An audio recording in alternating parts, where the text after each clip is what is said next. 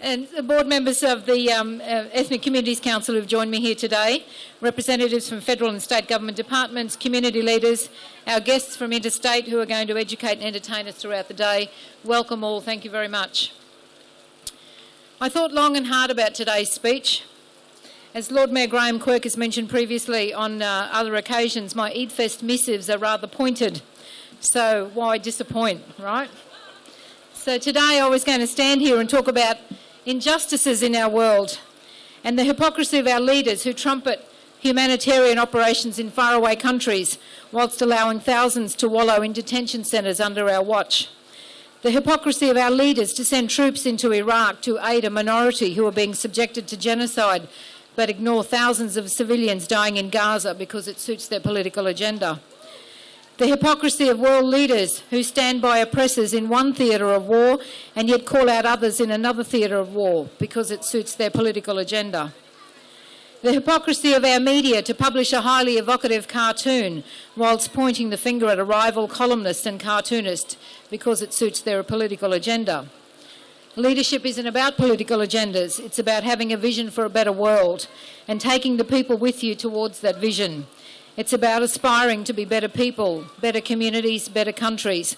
Quite frankly, having seen what's happened over the last few months, some of our leaders are crap at it. Give it up, people, you've been found out. But I'm not going to talk about that.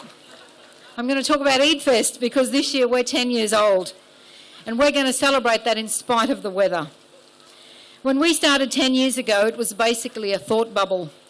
Let's have an Eid gathering that brings the whole community together for one day of the year with some entertainment and festivities so we can showcase our community and show our kids that we have our own celebrations as well.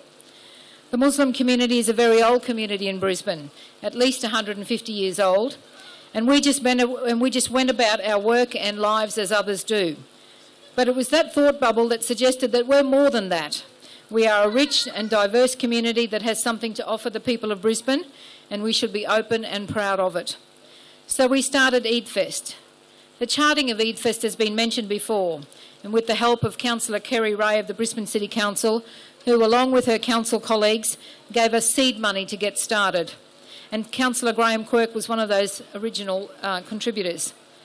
There were a few individuals within our community who also threw in some funding, people like Faisal Hatia, Ismail Mullah, Abdul Sakur and ABD Poultry, and away we went. The state government also threw some money at us, so maybe we were on a good thing, from the outside at least. Our own community, of course, thought we were stupid. Some still do. It will never work, they said. No one will ever come, they said. We were laughed at, we were criticised, we were subjected to outlandish claims. We were government agents. I was the devil's sister. We do evil things, etc., etc. But by the grace of the good Lord, we got here. 10 years. That's a huge milestone. I think we're up for a long service leave, Sultan. Thank you. Over the rocky path of the last 10 years, we've had our share of derision within our community and some sabotage, but we've risen above it, and our success has been through a committed team of people who have lived and breathed Eidfest over the last 10 years. To my team of Sultan Dean, Rubana Mullah and Soraya Khan, you make doing this a whole lot easier. Rubana unfortunately is missing this year, but she roped in her husband Ismail and her daughter Ruhi, who flew up from Melbourne yesterday to lend a hand, and I thank them both for being here. Rubana's mother is not well and she had to fly to Canada last week. We wish her and her family all the best, inshallah.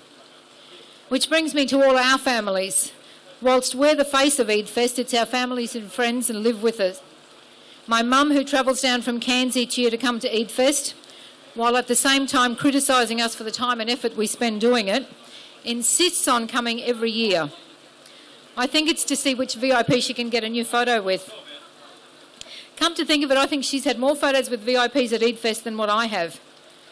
In fact, when the BCC, the Brisbane City Council, put this event on their website Thursday, I gave them the words to put up, but I didn't give them a photograph. So the guys rang me back and said, don't worry, we found a photo on your website, and it's of an old, not an old, he didn't say old, of an auntie with a camel, and it looks great and it tells us what Eidfest is about. I said, that's fine, no problem. So I clicked on the link and I burst out laughing and I sent an email back and said, that's no auntie, that's my mum.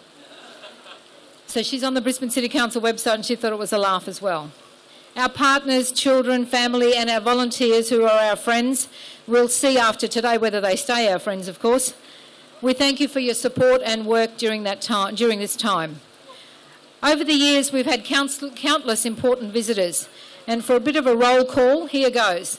Hazem Al-Masri, Gordon Tallis, Ben Hannant, Justin Hodges, Governor Quentin Bryce, Archbishop Bathersby, Steve Austin, Khalid Khalafallah, Akram Azimi, Amina El-Shafi, Archbishop Mark Coleridge, Nigel Brennan, Anthony Mundine, Governor Penelope Wensley and Imran Khan. I'm sure I've forgotten some.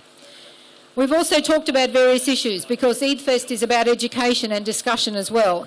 So we spoke about refugees and asylum seekers, the Gaza flotilla, Sharia law, and today we'll look at Islam and its Aboriginal connection. So we've done a lot over the last 10 years, and lately we've been exploring other areas within the community we can lend our support and expertise to.